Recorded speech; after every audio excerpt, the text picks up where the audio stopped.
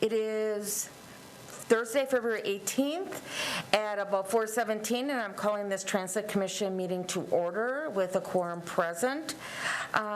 We will start with number 1, call meeting to order, which we did, and number 2 is public comment. Any public comment regarding our agenda or anything else? Okay. Number 3, approval of minutes from December 17th, 2020. They're in your packet. Any comments, concerns? Look good to me. I would move to approve. Thank you. I'll second, Ms. Kathy. Thank you, Kathy. Okay, all in favor? Well, I guess we're going to have to do, Kathy, we're going to have to do roll call since you're on that. So, Deborah, Alder Ryan. Aye. Alder Peckham. Kathy?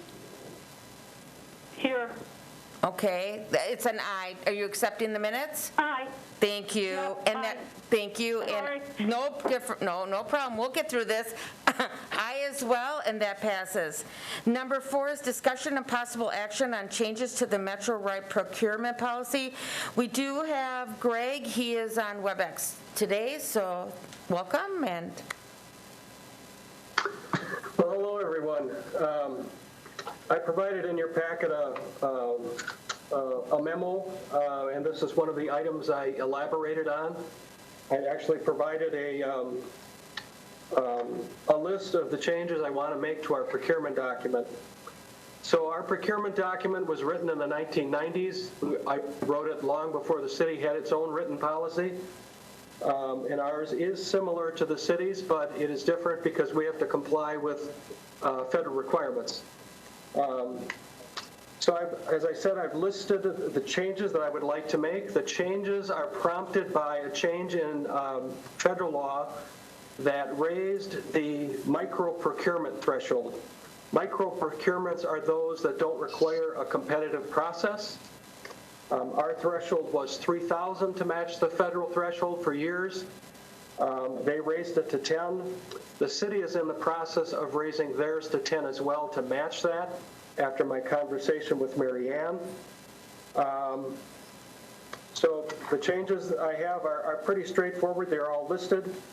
The only other change that I would note is the last one on the list here, which is on page 9.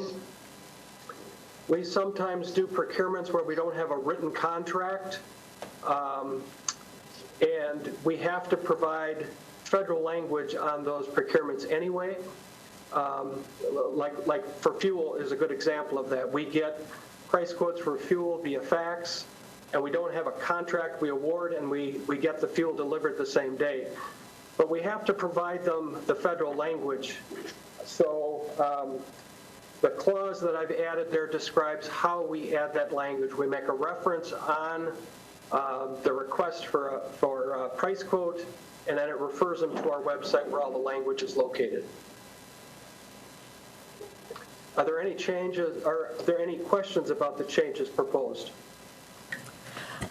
Greg, I just wanted to elaborate a little bit more about the fuel. I guess as a neighborhood leader, a number of years ago, I had questioned how some of that was done on the city side. So you have like a procurement kind of form that you list the different people that are giving you quotes, and then so you're comparing and then showing which one was awarded the fuel contract for that time of you're getting fuel. Is that how you do it? Correct. We seek price quotes about every 3 weeks. We get quotes generally from 3 different vendors, sometimes 4, and then we maintain a file with all of the documents received relating to the procurement. So at any point, somebody can ask, what were the quotes on this procurement or that procurement? Yes, we have all that documentation on file. Okay, that's fine. Thank you. I would also add that, when all of that occurred, we had a different process, and we have a different process because we have federal oversight. So we have to do federal procurement on those types of procurements. That is one in particular that they do scrutinize when they do our triennial review, so we are pretty careful about it.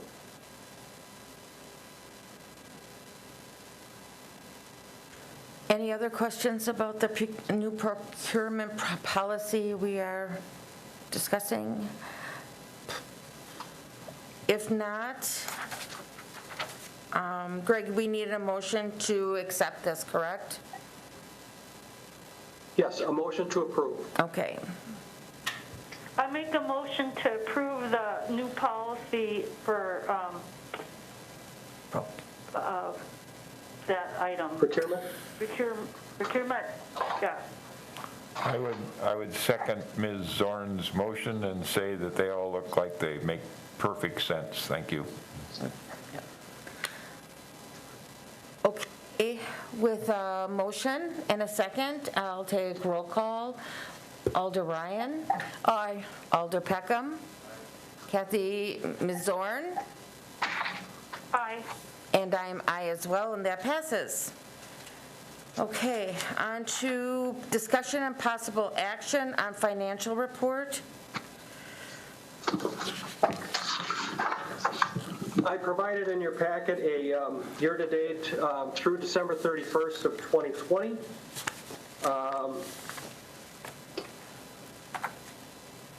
In terms of revenue, at the top part of this document, it shows that it was about 33% of the total. The reason for that is that we stopped collecting fares in March, so 33% is about where we should be. Expenses were down more than I had projected when I prepared the 2021 budget. I projected year-end. I anticipated we would gather more expenses than we did. We were at about 85% on the year for fixed route bus, and we were at about 61% for paratransit. So in total, we're about 84% of budgeted total. There are really no items, revenues or expenses that are terribly remarkable. We were, the only one that stands out to me is insurance. And it's not that the insurance amount was more than budgeted. It was that we have to offset that by a dividend we received from our fleet insurance carrier, Transit Mutual, and the dividend was less than I anticipated. On the second page, so the second page is a summary of how I applied our state and federal funds for the year. It was a little mathematical gymnastics this year. It was very different than in prior years because we received CARES funds. And the state of Wisconsin normally has a cap on the amount of money that we can claim, a cap on the percentage of state and federal combined as a percentage of expense. Normally it's at 60% of expense. This year, they eliminated the cap because of COVID. And their thinking was that local municipalities are going to need a little additional assistance, and if we can use more funds to make that happen, they didn't want to stand in the way of that. So if you look over to the far right of this document, you'll see the combined percentage of state and federal dollars as a percentage of expense, and it's nearly 85%.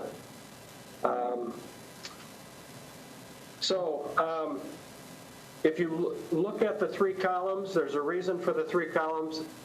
We cannot use CARES funds for any expenses incurred prior to January 20th of 2020.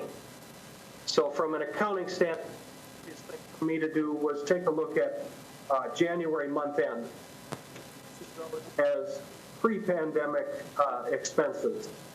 And then I used February 31st as that middle column, and then the last column. So in terms of how we used CARES, my goal was to use as many funds as we could in order to meet the minimum contributions necessary for matching both federal and state funds. So federal funds can be no more than 50% of your deficit, and state funds can be have to be at least 20% of the amount of state funds received. So that's the formula. So if you look at the last column, that is the end result. You'll see that in that federal operating assistance in the amount of $1,024,443.78, that's 50% of the deficit after I applied the CARES funds. And then if you look further down that column, the state share is 178,678.78. That combined with the 8521 amount, which is also state money, the combined total leaves the city with a contribution of 20.16%. So we met the formula requirements in terms of local match on both state and federal money. So that's how we ended up at year end. Are there any questions? Yeah, thank you. I had a question on the first page, Greg. Sure. There's a line for employee welfare, and there's $930,000. And there's a line for, well, that wages and benefits. That's paratransit only, huh? I don't know what the employee welfare thing is. That the entire wages and benefits and everything all wrapped up together? I don't remember that category from past reports. That's always been there. That's the benefits. That's health insurance, that's Social Security, that's all of the employee-related expenses exclusive of wages themselves. Okay, so the wages is immediately above that, and then the employee welfare catches all of the benefit package. Correct. Okay, thank you. You're welcome. Now, I will share another exhibit a little later in the meeting when we get to the projects budget. Prepared an exhibit that I will share at that point of the meeting, and we'll go through, what amount of funding was available and what we spent, and then what I'm planning to do with it.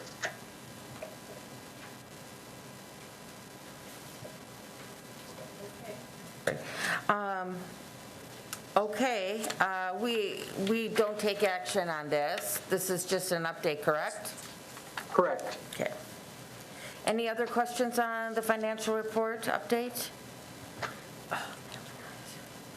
Okay, we're moving on to discussion and possible action on resuming the collection of passenger fares. So as you recall, we stopped collecting passenger fares in March of 2020. We did so that we could eliminate as much as possible contact between our bus operators and the handling of passenger fares. The second part of the handling of fares happens in the back office, and that is my staff and I process and count all that fare media. So the first reason we stopped collecting it was just so we could stop the spread of COVID-19. The second reason I think that we stopped is because there's a financial impact for transit-dependent riders in the middle of a pandemic. And we had discussion leading up to this about how can we have a fare-free system, and this was really an opportunity for us to offer that using CARES funds to make up the difference. And so that's what we did. So here we are.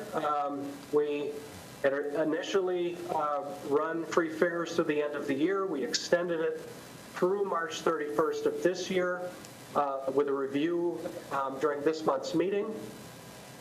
And so the question for me is, do the reasons still apply for not collecting fares, and can we afford to continue to do it?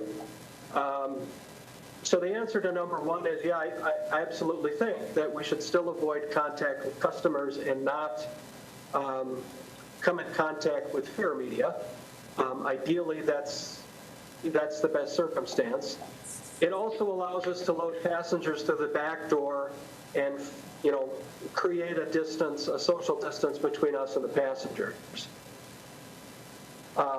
In terms of the needs of our passengers, is it still a benefit to have free fares for the community? I would say yes. And again, we have CARES funds that will make up the difference. In terms of, what are we talking as a dollar amount for fares? Let me take a look here.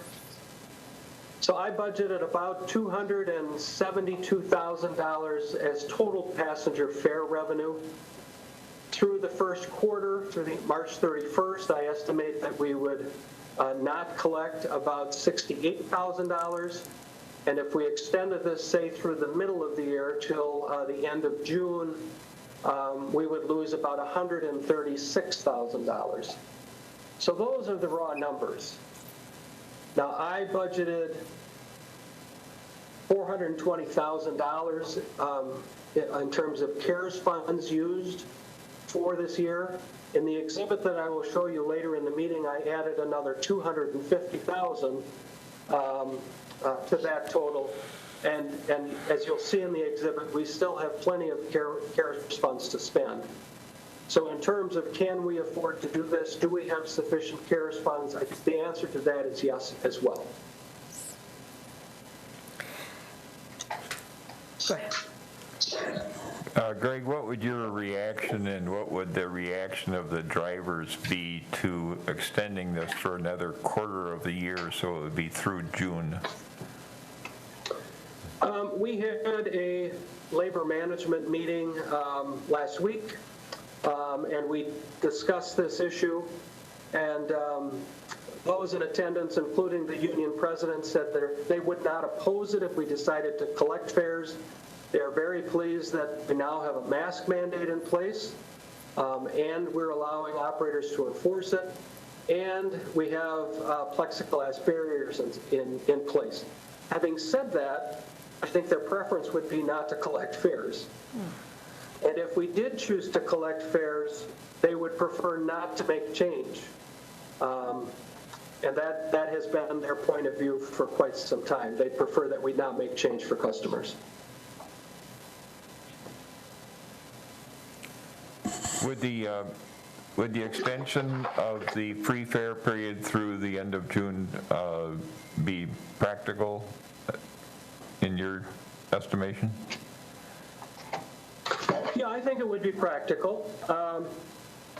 It seems like not collect. The only problem we have not collecting fares is we don't have revenue coming in for our cash box that we have in the office. So when people come in and looking for change, we don't have change to make. But that's certainly not a problem for operations. I would mention that I provided in your packet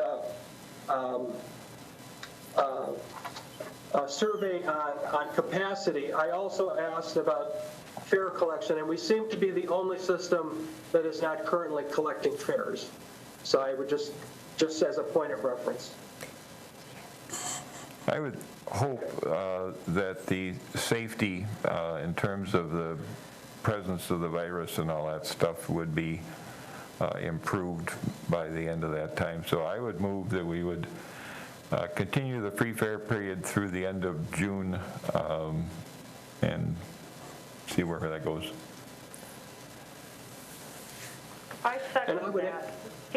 Okay, all right. We have a motion and a second. I have a couple questions, Greg. Yes. Is the school paying fares? No.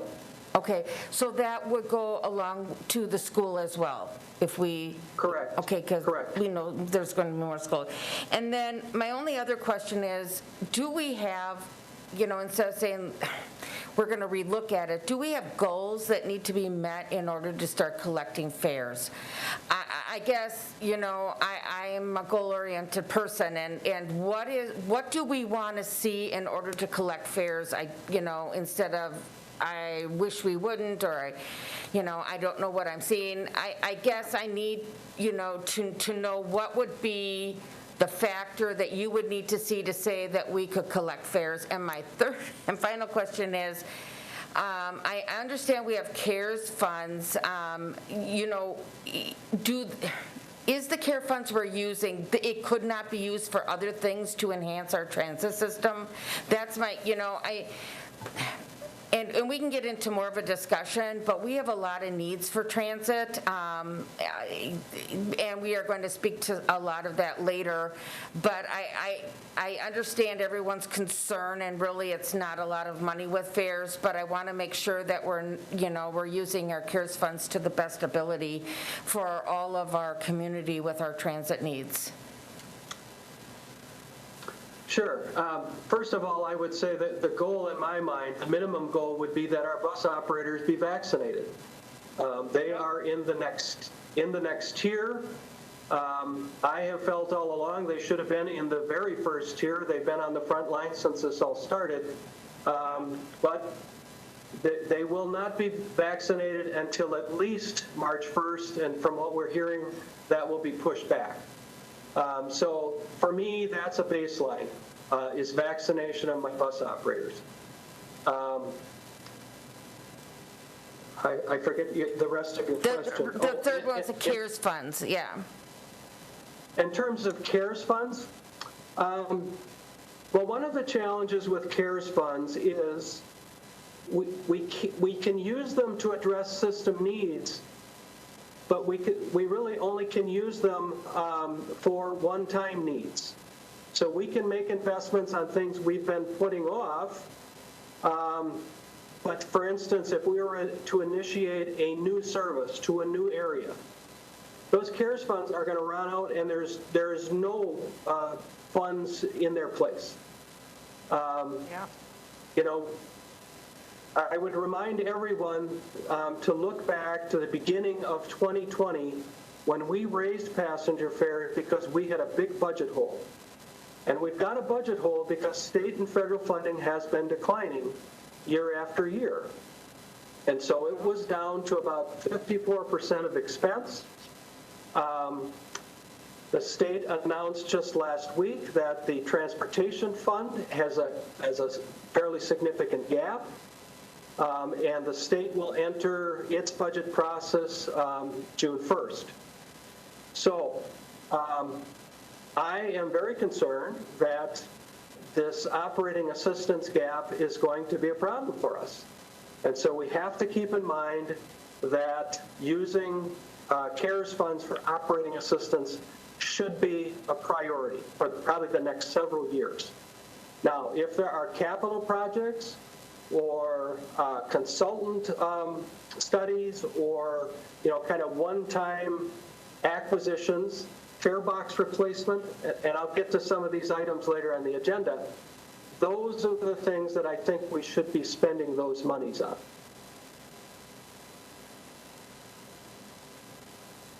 Okay, any other questions? Go ahead, Deb. I was just going to chime in too, Greg, that I guess I had similar questions regarding the CARES fund that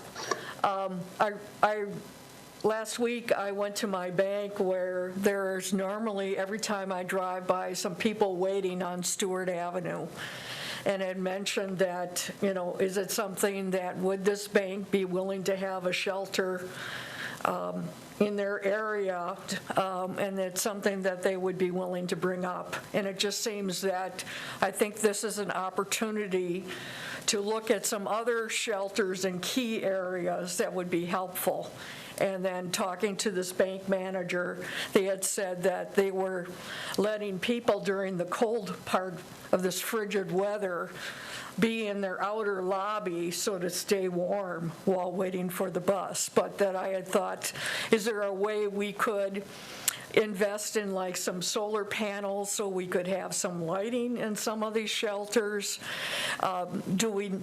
Is it something, I guess I'm not sure of how we could handle it. Is it something like, the shelter over on Callan and 3rd Avenue South? Is it something that we could potentially work with some local businesses in that area or with the neighborhood to kind of promote that part of town?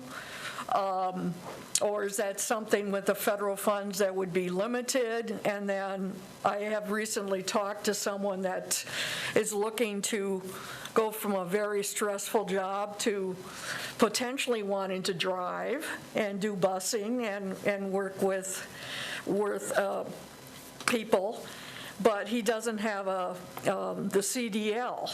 And is that something with some of the funds, if we do have some shortages in that area, would it be a good idea to have some incentive or helping with that training that I believe NTC does offer that kind of training to fulfill those, if you're having a need for more people and a number of people are looking for work but may not be able to afford the training aspects, or is there some type of incentive the city could do with some of that funds?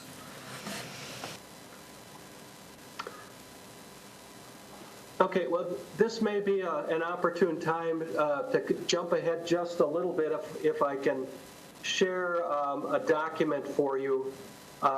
This item is further down on the agenda, but I think seeing the document now would be very helpful if I can figure out how to share it.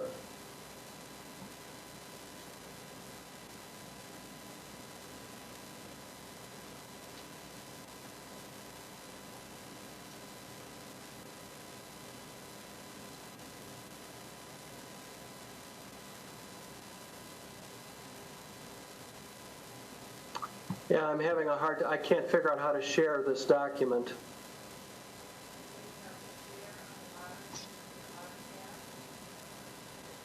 Yes, I do.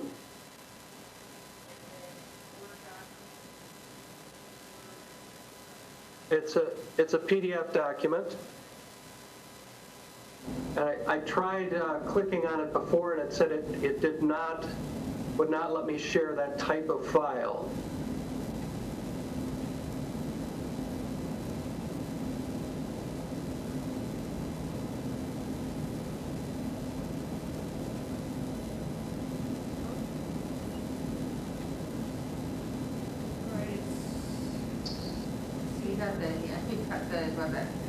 Is that the last, right? Okay, do you see it now? Is it operating assistance funds?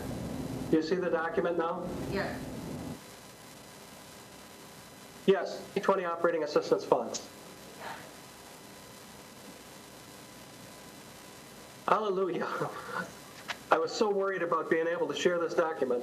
I apologize for not getting this in the packet, but I've been waiting for estimates on cost. Okay, so in terms of shelters, that's not an item that I have in this budget, but I do have an idea for that. If you look at the third line of dollar amounts, you'll see section 8521 in the third row. So we had budgeted the use of over $74,000 in those funds, but we only spent about $3,700. And so the rest we're turning back to the contingency fund for the program. And so it is my intent to consider for the use of some of those funds that are supposed to be used for capital to buy some more shelters. So Dave Mack is hearing that from me right now during this meeting. But that is what I have in mind. So I wouldn't advocate that we use CARES funds for that purpose, but there are other funds that we could pursue in that process. As you may recall, we are proposing to use 8521 funds to replace all of our existing shelters with ADA accessible shelters. My thought is that we would expand that project with the additional dollars that would be available to pursue more shelters. So I hope that answers your question. Yes, it does.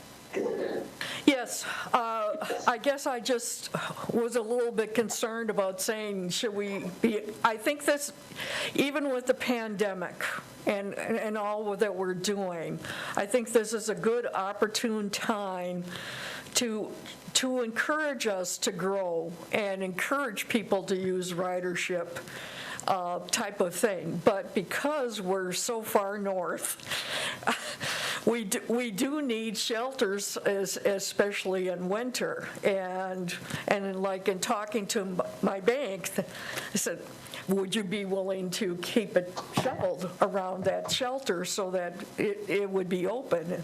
It's sure. I mean, we'd be more than willing to do that.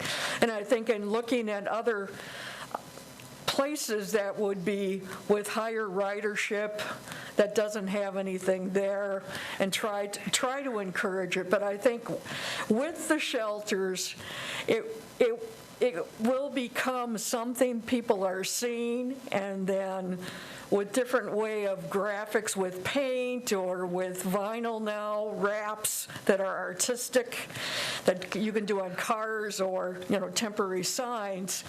The shelters could be really, a great graphic billboard for the city in a very positive way.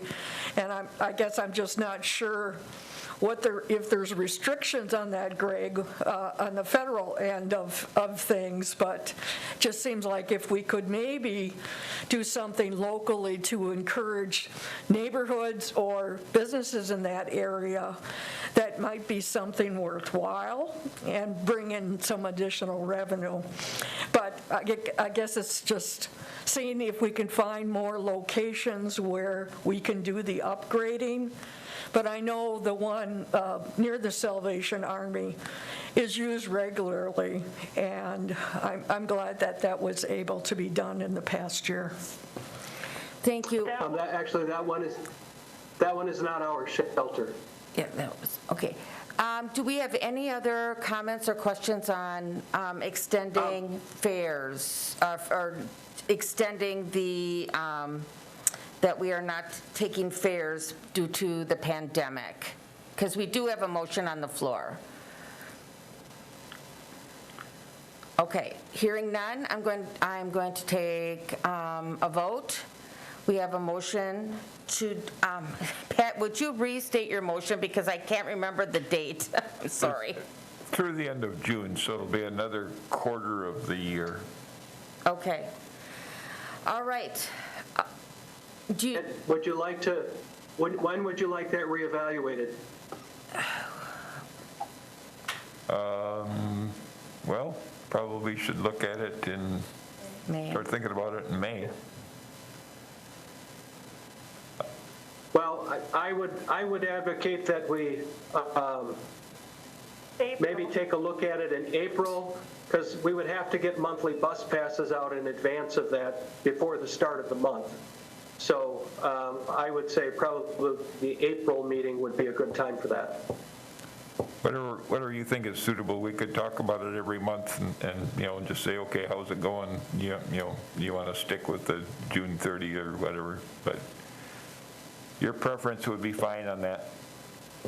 Okay, thank you. Yeah.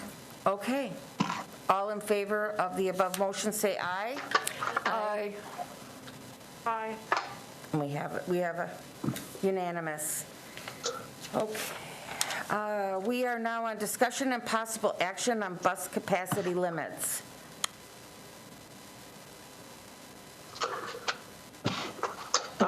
This is, I'm sure, a familiar topic for all of you. We've discussed it a number of times now. I did include in your packet the poll results that I did, just a simple email poll of my peers from around the state. And if you've taken a look at it, you will see that some systems have no capacity limits. Some are right where we are, which is at maximum of 10. Madison has kind of a hybrid, which is a soft 10. They notify dispatch at 10, and then they set a hard limit at 20. So the dispatcher will decide whether to patch in a bus if it's available or load as many as 20. As I said, some systems have no limit whatsoever. And so it's kind of all over the map. Now, I would add that there are some systems that have a little more protection on board than we do. Some systems jumped early on into air purification, and so there are a couple systems that I'm now aware of. Oshkosh and Green Bay have air purification. That's a project that I'll get to in a little bit. And so they offer more protections than we do. In terms of what the CDC is saying now versus what they were saying previously, they're still saying the same thing. New administration, and I was hopeful that they would say under certain conditions, we would advise that you lift the limit, and that they've not done that. They are still saying social distancing at 6 feet. The math and the geometry, that for us is about 10 passengers. So that's kind of where we are. The school district will be going to in-person classes on March 1st.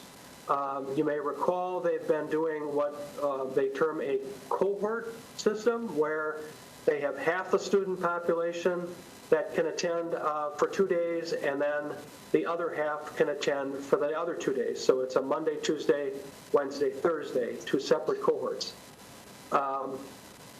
We had projected capacity problems when they started that, and that has not materialized for the most part. We've also noticed that there aren't a lot of parents dropping their kids off at school. So we think that there were more parents who chose the online option than either the school district or we had anticipated. Now, we don't know what's going to happen now. Infection rates are down, but what they're proposing is to allow 100% of the student population to attend in person. Now, I don't think that that's going to occur. I think there will be, a certain percentage of students and parents who will make the decision to attend. I don't know how to calculate that number. You could, I suppose, double the number of students we're currently carrying, and if that occurred, I can tell you we will have some capacity problems. We now have capacity problems on a number of routes. We've been able to patch in additional buses as they're available. The problem is the students don't always wait, and then we get a complaint call. Now, I wouldn't say that happens. It has happened occasionally. We have added an additional route at Wausau East 30 minutes earlier in the afternoon, and that has taken the load off a little bit. But I honestly don't know what's going to happen when 100% of the population is able to attend Monday through Thursday.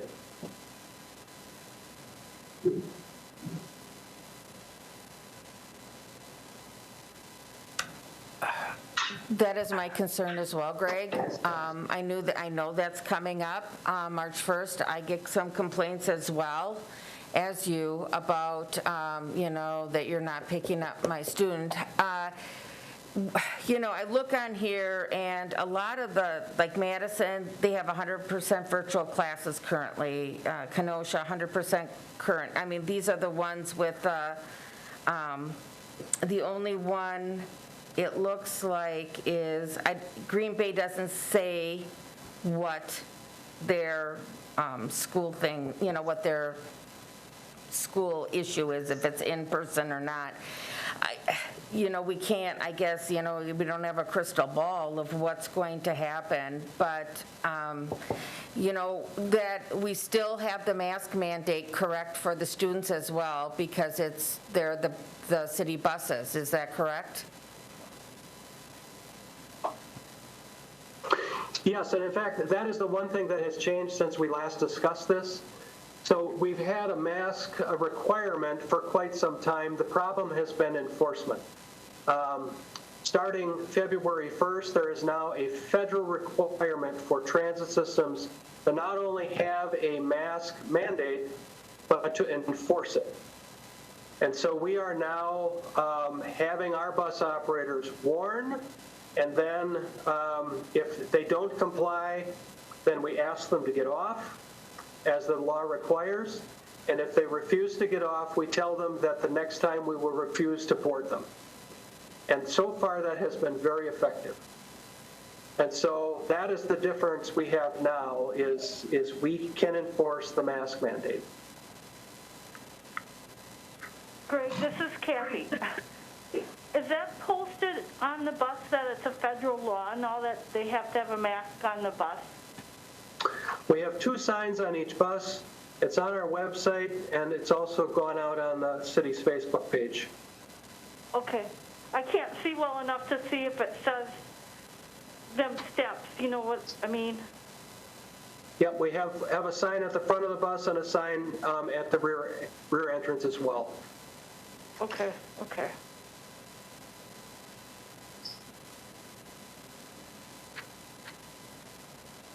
What's your pleasure, committee? Anybody have any thoughts? Well, I ride the bus. I use the bus, but I personally think it should be kept at 10 yet. Just with the COVID numbers and if the bus drivers aren't safe and they're not vaccinated, yet, if we don't have safety for the bus drivers, we have no system. And I'm a rider, and that's my form of transportation. I think I would feel more comfortable keeping it there than changing it, but that's me.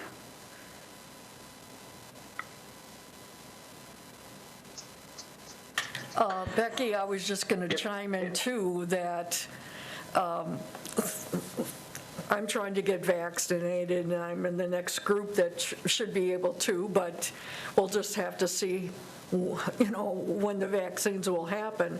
And then as you get into beyond seniors, teenagers and children are way down the list. So it just seems like they're talking June or maybe September for some of this. So I would think at this point, we just don't have enough vaccinations in our area to say that we're anywhere close to getting over 50% of the population that would be riding being able to be covered. So,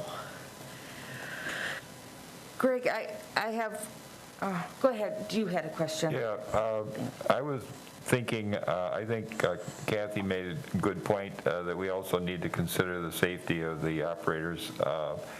But I'm kind of inclined to want to stick with 10, but with the proviso that we stand by and pledge that if there's a problem identified, that we pledge to try to resolve it within the week.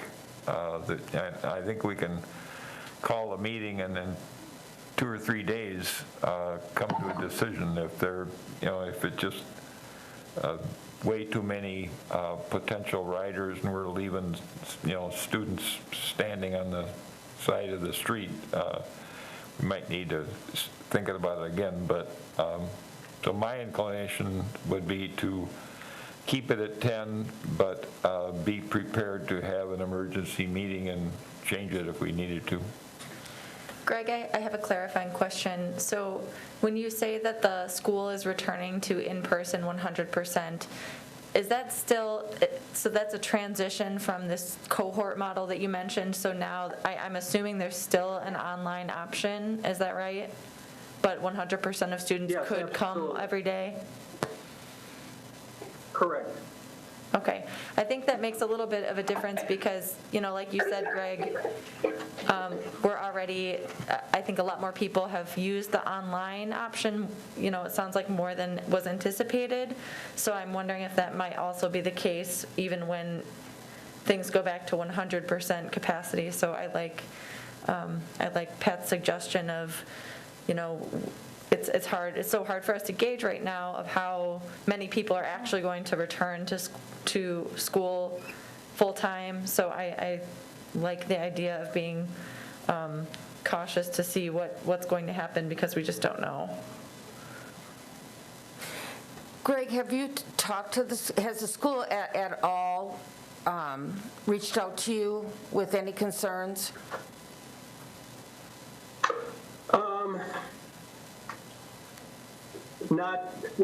I did have a conversation after they made their decision. We had talked for weeks at a time after they went to their cohort model, and we had weekly meetings for probably, 4, 5, 6 weeks, and it just did not pan out to be the problem that we had anticipated, and so we stopped meeting. I have to admit, the school board decision to go back in person caught me a little bit by surprise. There was no contact with the district prior to that. There were no questions about, well, are you lifting your limit or aren't you? They just made the decision without that conversation. And so my gut tells me this is going to be a problem. I think so. I assume ridership is going to increase at least some degree. I doubt that it's going to double. But I have to think that it's going to go up. And if we're at capacity on some routes now or over in some circumstances, if there are more students involved, I think it's going to be a problem. I just don't know how to quantify it. Yeah. And so, Yeah. Do you have any, just trying to quickly think this through, do you have any, ideas? I know that you have shifted buses out quickly, trying to, if somebody was left, radioing in.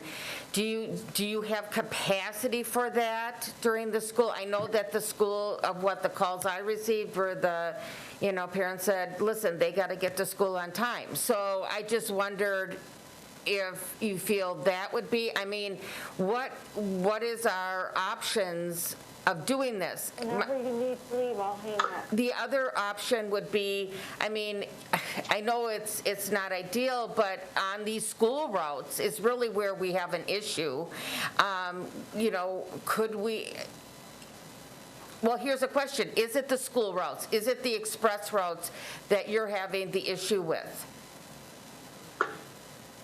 it is all of our routes. Not every route, but it's happening on both regular routes and on what we call triple routes, or the school routes. Right. And it's not necessarily predictable. There are some days where all of a sudden we're at capacity and we weren't the day before. There is no magic bullet here. The only way to address this is either A, lift the capacity, or B, have procedures in place like we did the last time, where we close the door, go to the school, empty out, and then we come back and get whoever's left. I have a hunch that there will be some parents that are not happy with that, but I don't have another solution other than lifting the capacity limits and take all comers. Do you have any idea if we raised it to 15 people? That if that would take care of it. Instead of saying all comers, how many people do you have an idea of that you are over, or that you cannot board? Well, again, it has not been the same every day, so it is difficult to predict. What we had hoped would be a pattern would develop where we have pinch points at certain spots, and when this bus empties out, we'll automatically send it over, and we dispatch kind of on a daily basis to address various pinch points, and they're not always the same. And so going into this, I really have no idea. I don't know how many people we're talking about and where, which routes will be affected. But again, my gut tells me that there will be more, and there will be students we cannot accommodate with a limit of 10. Now, as to your question about 15, well, I mean, that's 5 more. I suspect that would provide a little relief, but I doubt it's going to solve the problem. Greg, have you looked at the air purification systems yet to see, I mean, I think in the long run, getting them for the buses is needed to be done, just overall, but I would think they're probably not available at this point, or would take 3 months, 6 months before they would be available. Any idea? I do have a cost estimate, and I'll show you that when we get to that agenda item. And yes, the wait is probably out 6 months at this point. This is the first, reading through this packet was the first that I've heard of air purification systems being used in buses. You might hit this again when we're, at this part of the agenda, but is there a significant amount of science that's like backing this, or like how much safer does it make people? I sense a skepticism on your part, which I share. The science on this was pretty quick.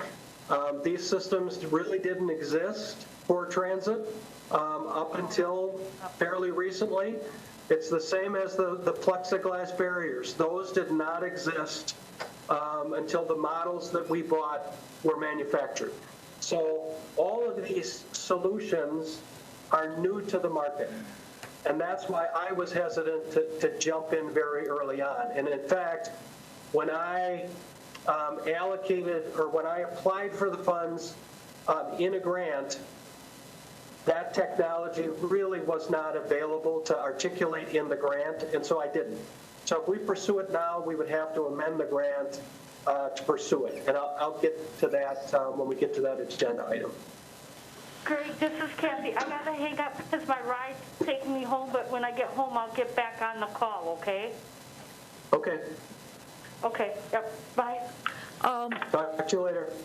I was just going to mention, I had been looking at some different news article in the evening that it seems that for airplanes that they tend to have the best air purification, but it's been built in, and so that they're going to near capacity again.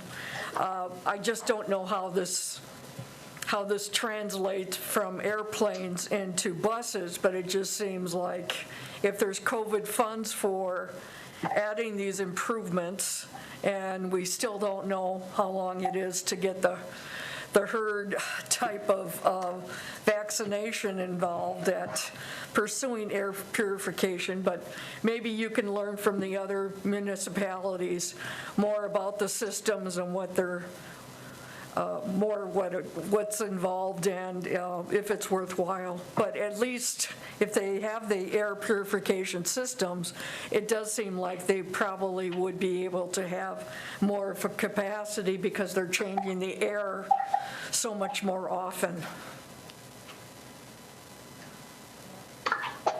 Yeah, the comparison between airplanes and buses was kind of striking because they lock the door and they don't let anybody else on for a while.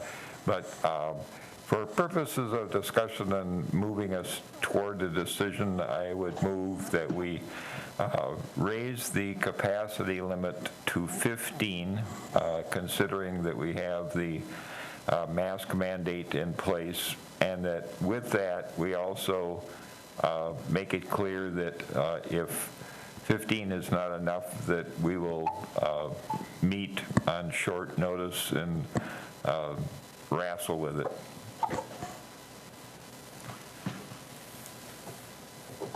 I will second. I have a question. Is it your desire to have this be forwarded to the council for a final decision, or is that decision final? What did we do previously, Greg? I know we've talked about this before during these discussions. I believe we took it to council, correct? Yes, you did. Well, Okay. you took it to council and they reversed you, is why I'm asking. Oh, that's right. I wasn't on that meeting. Okay. I remember that. I don't, I mean. Let's not do that again. Remember the meeting, yeah, I did. Yeah, I mean, that's true, that's what it was, but I don't know, I mean, we've done that. Is this I mean, Greg, can we do this without council? I don't know. Do we Well, have time? If Yeah, you're that's looking the for other an thing. opinion from me, I would point out that for many years, if it was not a financial item, the Transit Commission just took action and that was policy. Yeah, Referring it to the council is a new process. okay, And so I would argue that, there is longstanding precedent for you to set policy if you choose to do so. right. Now, I may be overruled by the mayor Well, yeah, or she's not here, so. whoever else, but that's my opinion. Yeah, and we also have the problem, if this is a problem, we will not get it to council by March 1st, when the kids get back to school, because we do have a meeting on the 23rd that's very short, and the mayor is the only one that can put anything on that agenda, because we have a cow that night. So, and she's not available. Go ahead, Pat. With the permission of the second, I would just add then that our action be intended to go into effect immediately, but that the council be informed of what we've done, and if the mayor would like to have the full council review it, they can at their earliest convenience. But in the meantime, I think we should have it become effective. I would second that change and just like to comment, I think the earlier that we can issue policy, the better. So I think there's a lot of harm being done to toss things around back and forth, and maybe it's going to council and not. So I guess I would just like to say that it's good to make a decision now rather than later. So I like it the way it is. So. I agree. I think that we've done this with this because of COVID. I think that's the reason, Greg, we kind of took these COVID decisions to council, because they have been intertwined. I agree with you, but I think that was our decision-making process in the past. We wanted council to be involved in it, since it's such a community discussion and situation. But we have a motion and a second on the floor to raise the limits. Did you say immediately, Pat, or as of March 1st? I guess as soon as the Transit Commission management feels it's important. I mean, I guess March 1st, that's when the issue would come up, right, Greg? When they Well, I think there would be occasions now where we're slightly over capacity. That would give us relief. And, I mean, we could implement that tomorrow. Okay, well, then we'll do it immediately. Is that okay? Immediately is fine with All right, the is maker that of the okay with motion. second? Second. Okay, then that is the motion. All in favor say aye. Aye. And that passes unanimously with one who is now left the meeting. Okay, we are now on discussion and possible action on project expenditure plan. Okay. So can you all still see the document I'm sharing? Yes. Okay. All right, so the first line item, federal operating assistance, you'll see the third column, there's a balance remaining. As I mentioned earlier, we did not spend all of our federal funds. In a normal year, those funds would be held for us, and then they would offset our award of operating assistance for the following year. So there's no benefit, if we save it, then we can use it in a normal year. But this year, WSDOT has decided not to hold that allocation against us, so it's ours. So the question is, what do we do with it? Well, you can, the pot of money that this is out of is called 5307, which is a section of the federal statute. And capital or planning or operating assistance are all eligible projects. So I am proposing that we spend that $105,000 on capital items, and I'll get to that in a minute. If you look at this second section here where it says CARES Act grant, this goes to your question of do we have the money to spend to pay for fares, and should we spend that elsewhere? So in the first column that first line is how much we were awarded in the first place, which is about $3.2 million. In the first year, 2020, I'm applying for $850,000 to cover operating expenses, to cover our lost fares, and to reduce the city's share of our operating budget. So our total expenditures for the first year is about $900,000, which leaves us a balance of about $2.3 million. Now the question is, what do we do from here on? As I said earlier, we want to make sure that we have funds for operating assistance, and so I'm programming for 2021 to use about $675,000. Now in my 2021 budget, I programmed $425,000, and as I said earlier, I bumped this number up in anticipation of possibly not collecting fares for half the year. And the amount that I'm putting here, I think, is probably more than we need. Further down in this column, the city I had an audit of facilities for ADA accessibility, and we have modifications that we need to do both at our transit center and at our garage. The total of those modifications is shown there. It's about $54,000. Air purification, we just discussed. I got a vendor estimate. Those systems are going in for a cost of about $3,000 per bus plus $350 labor. So for our fleet, the cost is projected to be about $74,000. Now, I'm not proposing we pursue the GPS customer app and all of that at this point, but I put in a ballpark estimate as to what that might cost, because that's a big ticket item. And then I also have in our 5-year plan the cost of fare box replacement. I don't know that that's what we would pursue. There are other technologies, and we'll talk about that in a minute, but the total in my plan is just under $600,000. So I plugged those in just to kind of give you an idea of what we might pursue with CARES funds, and some of these are pretty big, but it still leaves us with, for 2022, a balance of about $670,000.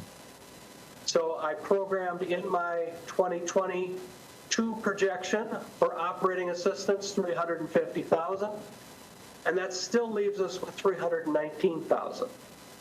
So when I say we have sufficient funds to cover fares, I'm not kidding. I think we can very easily use CARES funds to cover fares. Any questions so far? All right, moving down to potential projects. So the first two items, service truck and supervisor van, if you add those two together, you will see that they match the amount further up in this agenda, which is the unspent federal operating assistance for 2020. My intent would be to amend that grant, identify those two projects, and use federal funds to cover 80% of the cost of that procurement.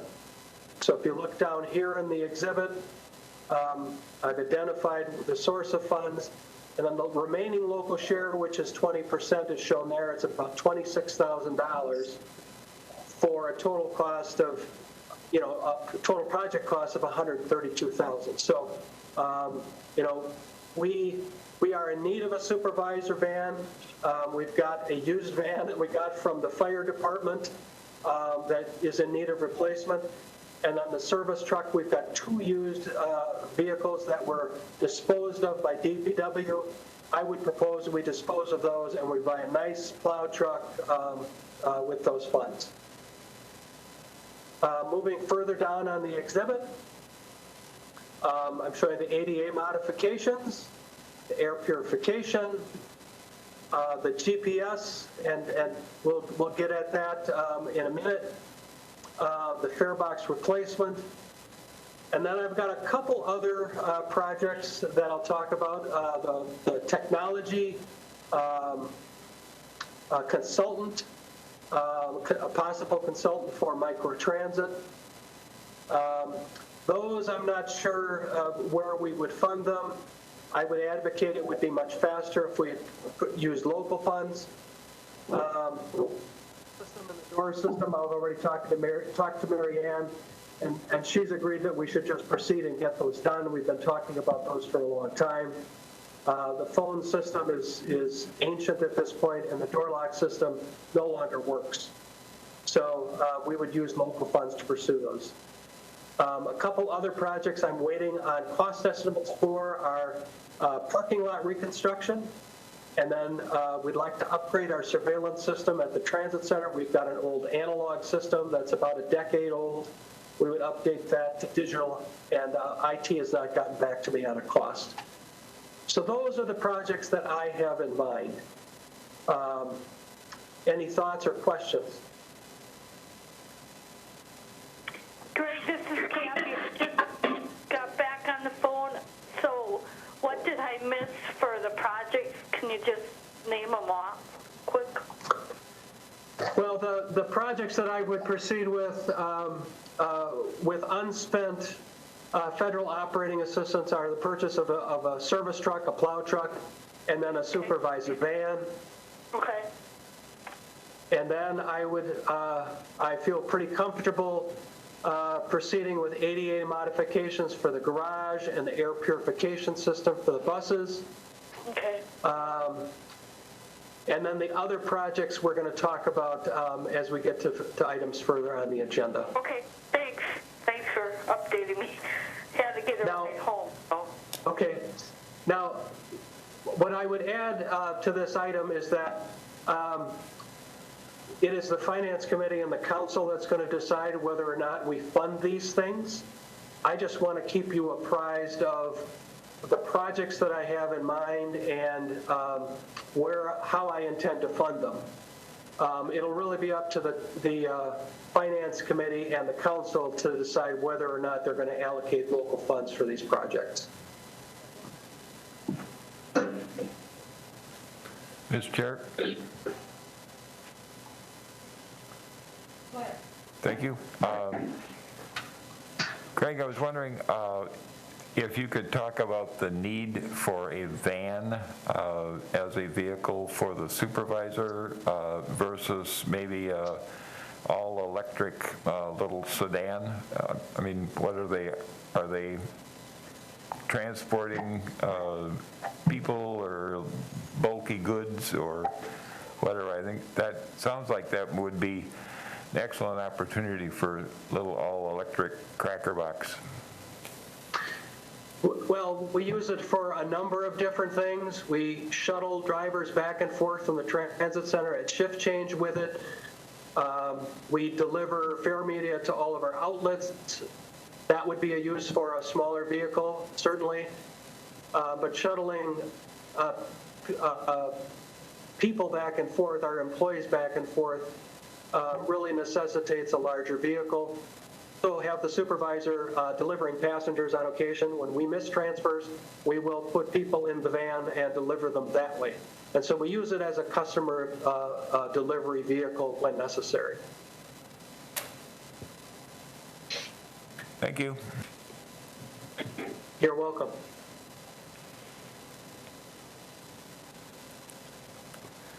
So, oh, go ahead. I would just say, everything that you've listed there sounds like a good idea with solid thinking behind it. And if we can use some of this time in coming months to get some of this accomplished, it'd be great. I was just going to mention, Greg, this is Deb Ryan. I happen to have an internet provider for my telephone service, and I've had it for over 11 years, and they do have a UMA, OOMA, that's also an office version that you just load it and set it up for a smaller kind of operations with different extensions using your internet provider. So I don't know if that would be an option that could be pretty inexpensive per se, if it fits, or, you know, if it doesn't, well, then you're talking thousands of dollars. I guess in looking at the fare box replacement, of, you know, potential 592,000. It may be something for a bigger city, but I think we could work out some restrictions and maybe use our existing, or could we piggyback with another municipality and get a number of the boxes under working with another municipality. It just seems it's not worth it, in my opinion, to be spending that kind of money. And I do think getting more shelters in the long run will help get the word out and really encourage people to be thinking about taking the bus. But because where we live, we have to plan on for, you know, frigid weather as well as, you know, rainy weather, and the need for shelters for our riders.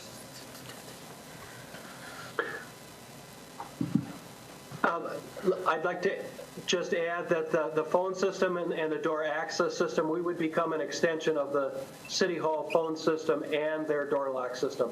And that's why we would pursue it with local money. We would just make that happen. In terms of the fare boxes, I want to talk about technology in the next item. Okay. And so I won't address your question at this moment, but when we get to the next item, I'll address it. Okay, any other questions? If not, we will just put this on file, and I'm sure we'll be talking about this at another time, right, Greg? Yes, Okay. You will. Okay. Okay, so we will move on to discussion and possible action on consultant services for the selection and procurement of transit technology. Okay, I provided in your packet a technology consultant project sheet, and it is a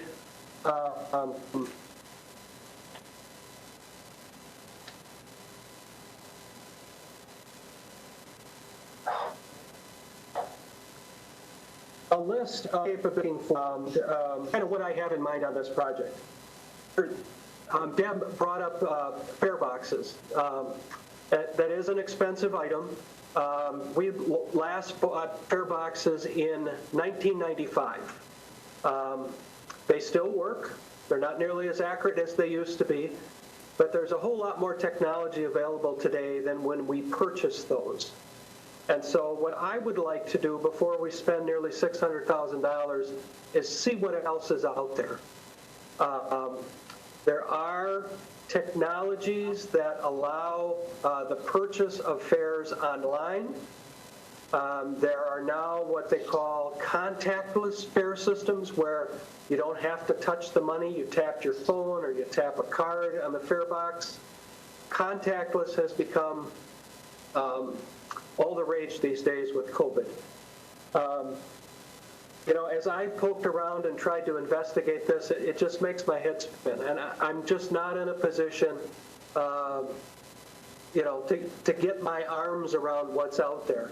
I have met with IT, and we've had various conversations, they really have no background in what's available in transit technology either. And so what we have discussed is hiring a consultant to try to help get our arms around it.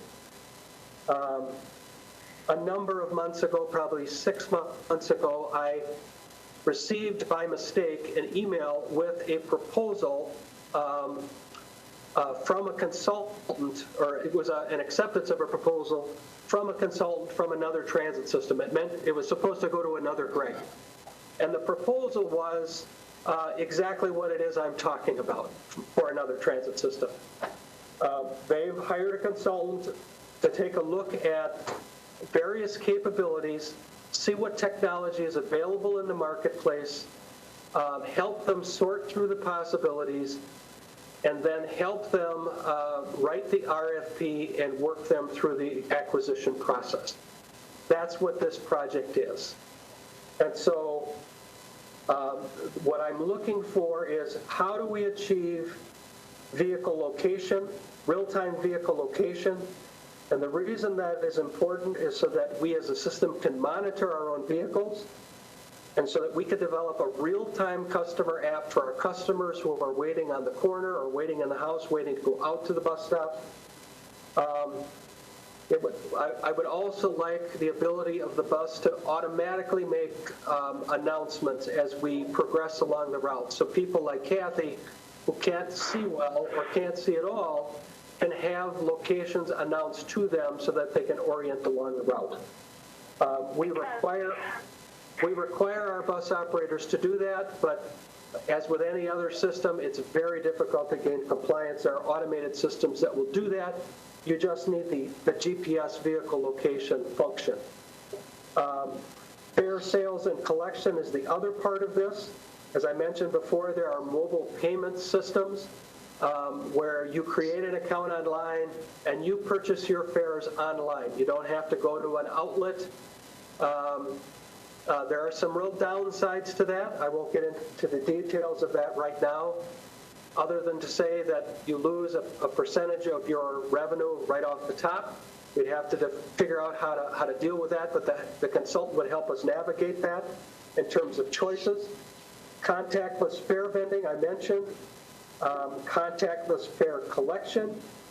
And then operating data. I would like our operators to be able to log in perhaps on an iPad or on a terminal, and then instead of them turning in a written report sheet every day, they would enter it in the terminal and it would automatically download, and then Becky in the office does not have to re-enter that same data all over again. Much of what we do is manual.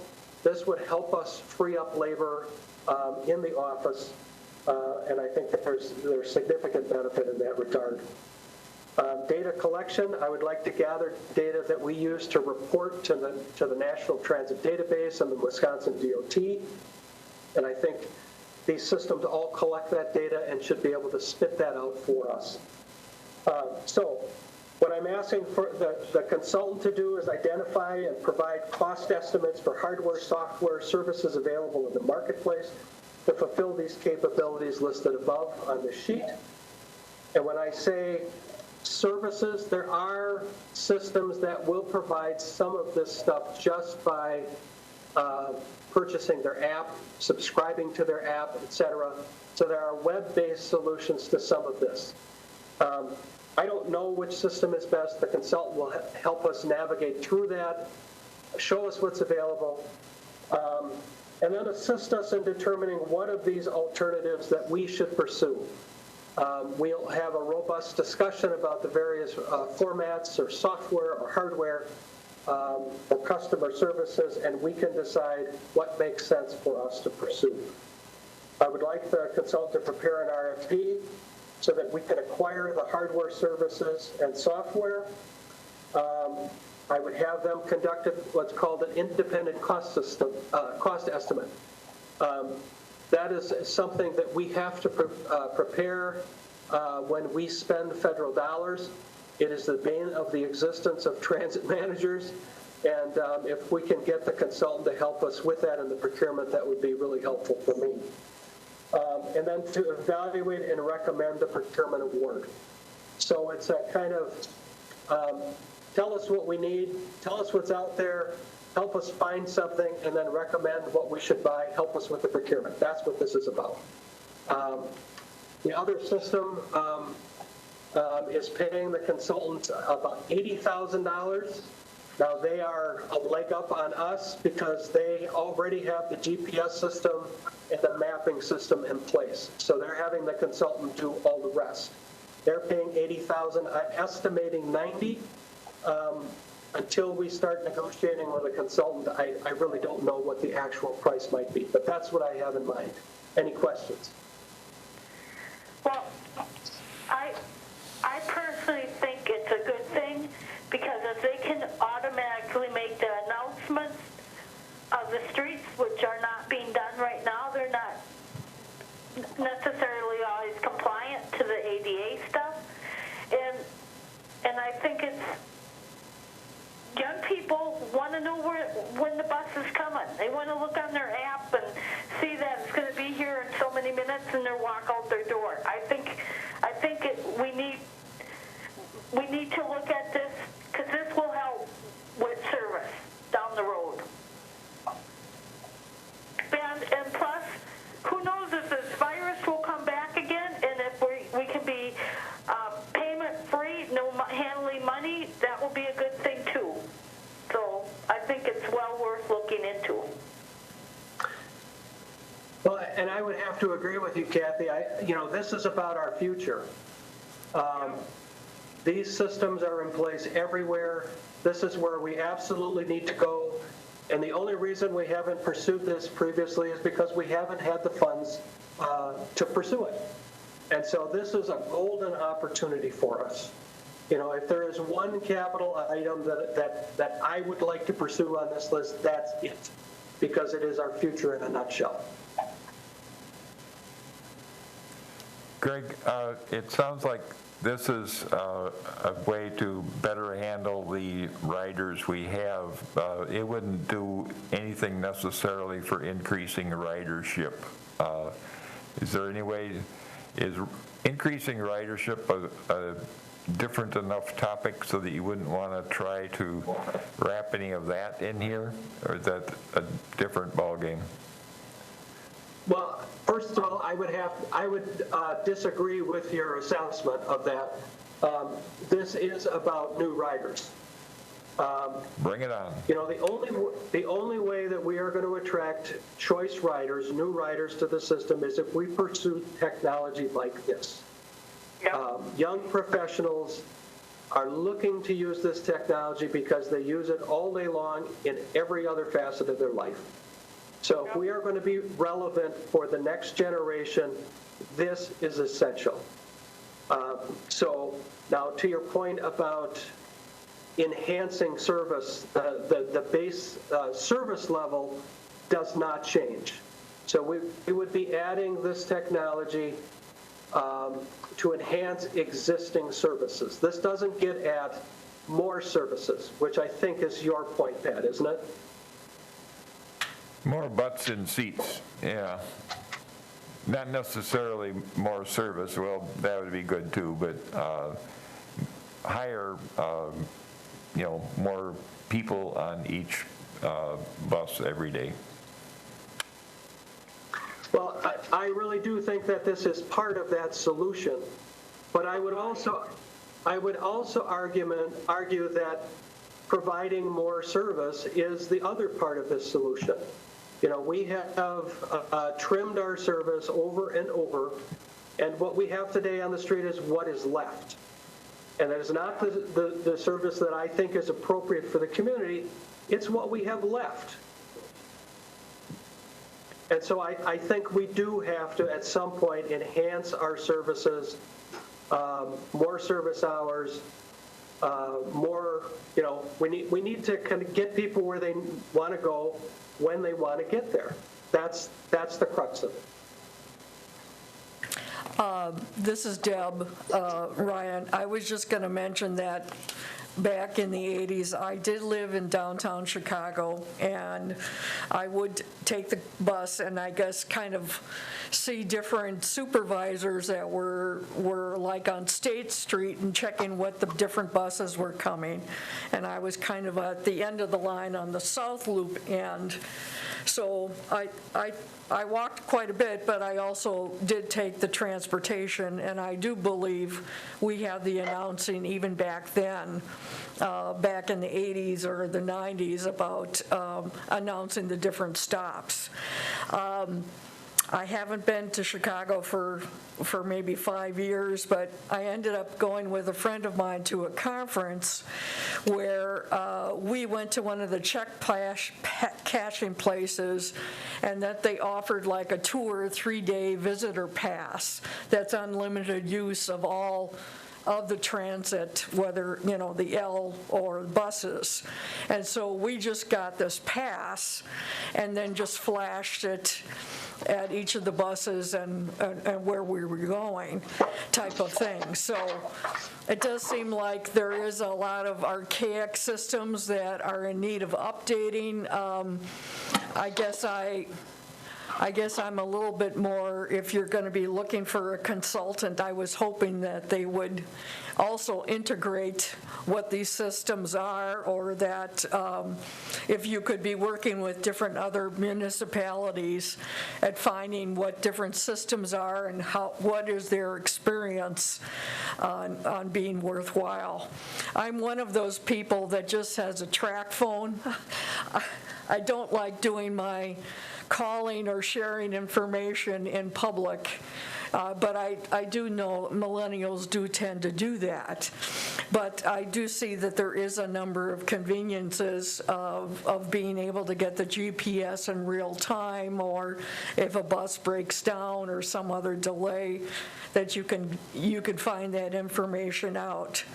But it does seem that there's a number of different issues that we need to be looking at, and bringing the transit back into the 21st century. Thank you. Okay, does anybody would like to make a motion? We need to, well, are we taking action for you to go forward to pick a consultant, Greg?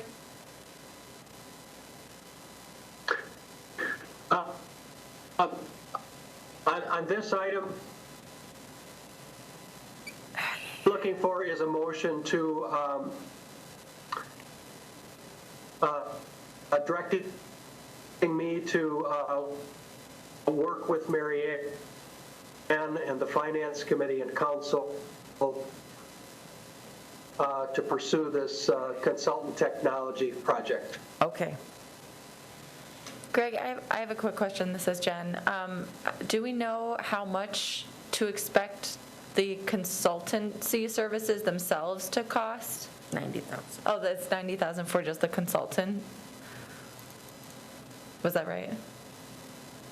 Oh, He's freezing. No. That's why. He said 80, but then he said 90. Yeah. Yeah, 90 is what I got, so. Well, we lost Greg. So everybody knows, Greg has gone offline.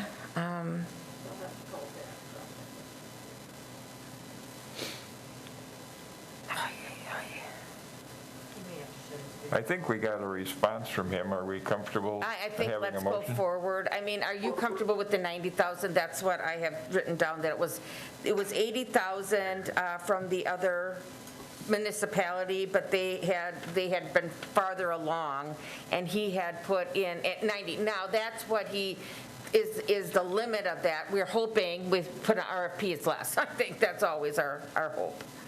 sure. Oh, he popped back up. He's back. Are you back, Greg? I don't know. Are you back, Greg?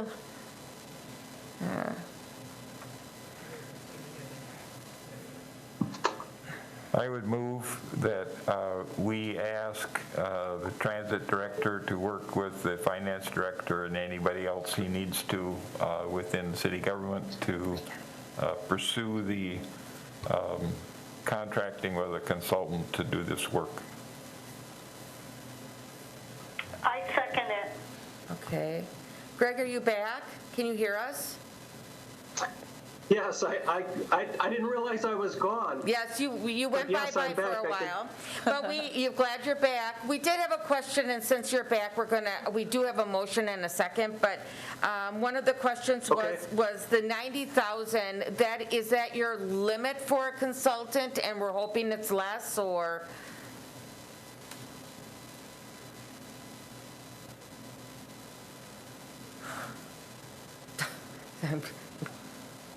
I'm getting frustrated. Hard time hearing you. If I got the gist of it, is that what it's going to cost for the consultant?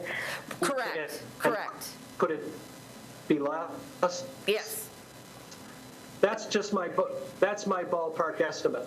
Okay. Is there a way, it sounds like we're probably going to move forward and give you the go-ahead to do this. Is there a way that we can get a breakdown of what exactly those services would entail?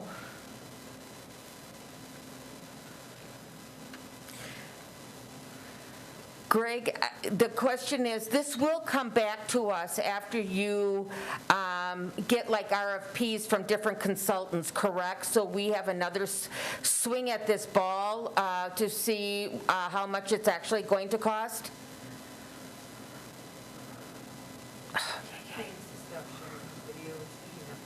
Okay. Greg, stop sharing the video. Can you shut that part of your video off?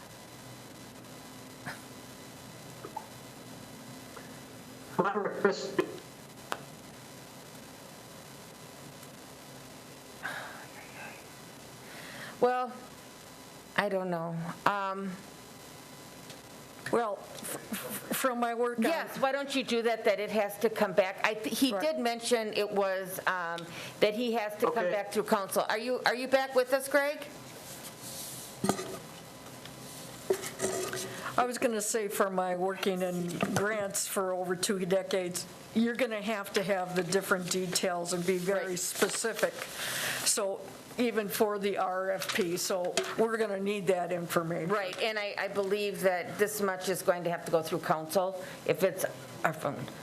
So the motion would be to direct Greg to work with other city officials to pursue the proposals for us to consider with all the details of what we would get on each option.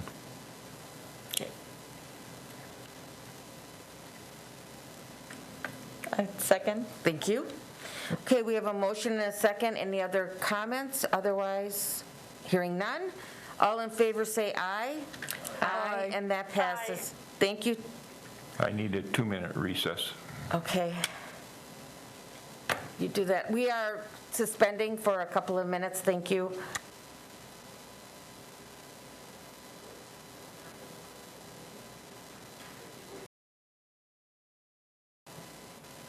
Okay, we are now coming back in session. It is about 5:53.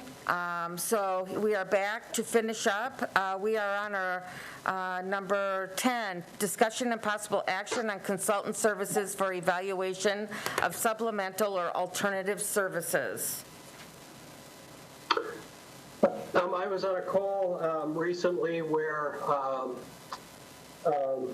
the call was really to talk about an advocacy group in southeastern Wisconsin that looks for transportation solutions in southeastern Wisconsin. And one of the things that came up in the conversation was microtransit. Microtransit is a demand-responsive service. It is not a new type of service. The mode of transportation itself has been around a long time. In fact, we provide it. It's called paratransit. So demand responsive service is something that we already do. Now, microtransit today is a little different in a couple respects. One is it's not unusual that there's private sector involvement. Uber and Lyft are what are called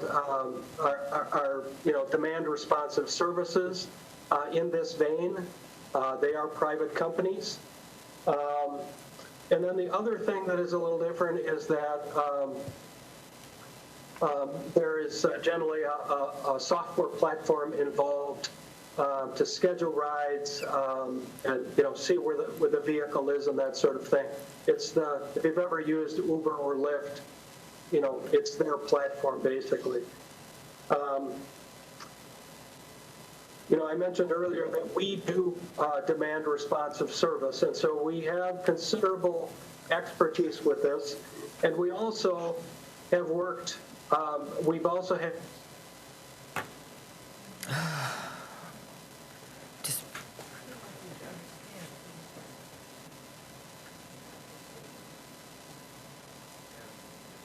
this whole concept is not new to me.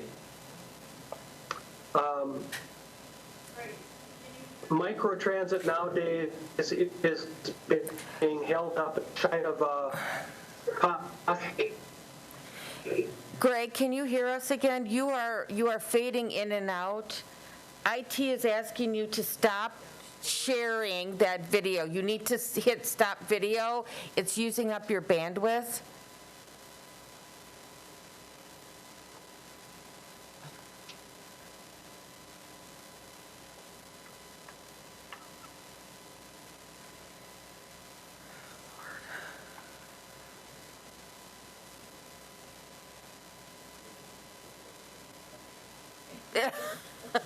Is that where he lives? District 1, huh? Yeah. Greg, can you hear us? Oh, man.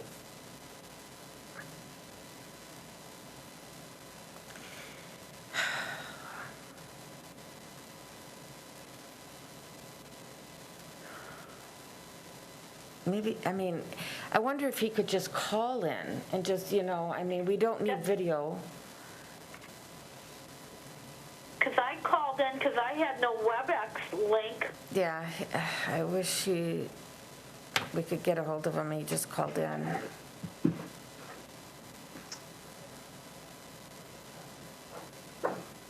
I don't have it. I don't have his number as I call him.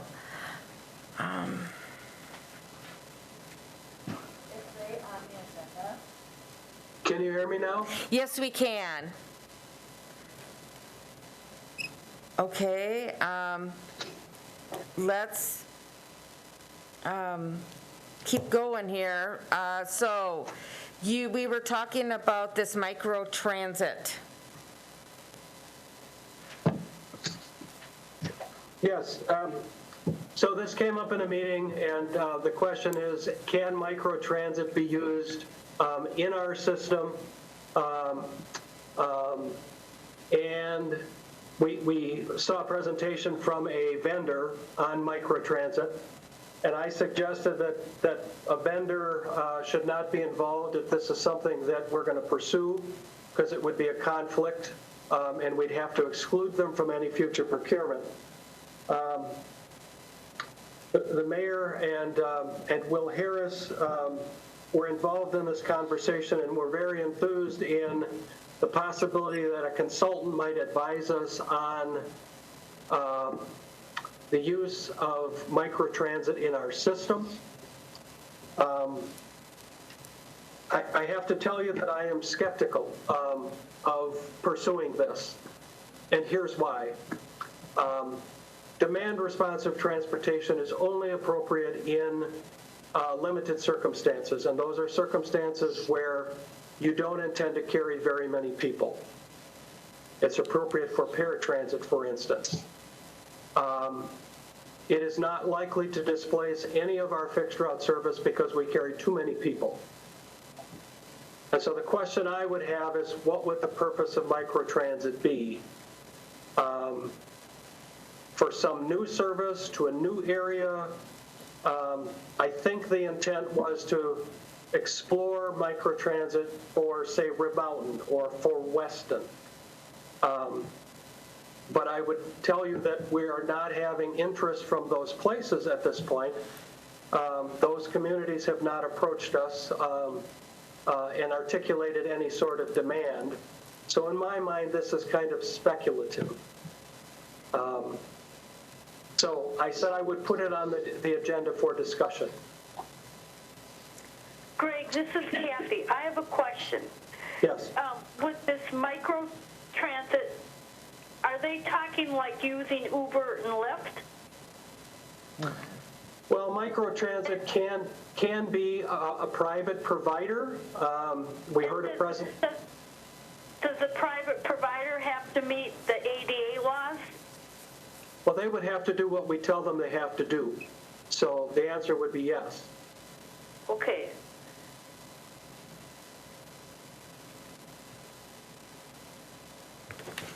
Because right now, Uber and Lyft, they don't follow ADA law, correct?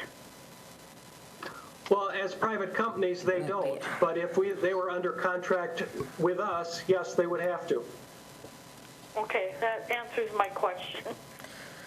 And I'm not suggesting that it would be Uber or Lyft. It would be a No. service of that type. Right. I just want to make sure that if we move forward with this, it meets the accessibility part. Otherwise, I can't, yeah.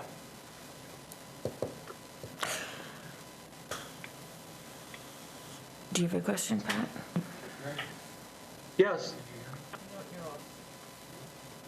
Off? Greg, can you hear me? I can hear you. Very good. In the printed material, it says that you contacted Green Bay. What did you learn from them? And it says your recommendation, you said maybe we could use the guidance of a consultant. Are you still thinking that it would be good to have a consultant look at this, even though you're not terribly optimistic? Well, I'm not certain of that. So I have talked with Green Bay, and they had a service or a route that was very unproductive. And they were questioning, the continuance of the route, and is there a better way to do it? And they have a pilot program going currently where they're using microtransit to this suburban area instead of a regular bus route. They're unfortunately doing this in the middle of a pandemic, which was not their plan, and so they really have no definitive results at this point. Concern with this is that we've not identified a scope of what. I think, if anything, if we proceed with this, the transit conversation about gaps in our service. We have in mind where microtransit may be appropriate. I would like you to fully understand what microtransit is before we would seek consultant services. So that would be my recommendation, that this come back and we have that discussion. With the chair's permission, we do have another party to that discussion, County Supervisor Harris, with us, who is in on that discussion and the presentation from the vendor. I wonder if we could hear from Supervisor Harris to see what his impressions were and if he would have any way he would like to nudge us. Thank you. I appreciate the opportunity to speak. So from the MPO, so first of all of us have been looking for ways to improve transportation here.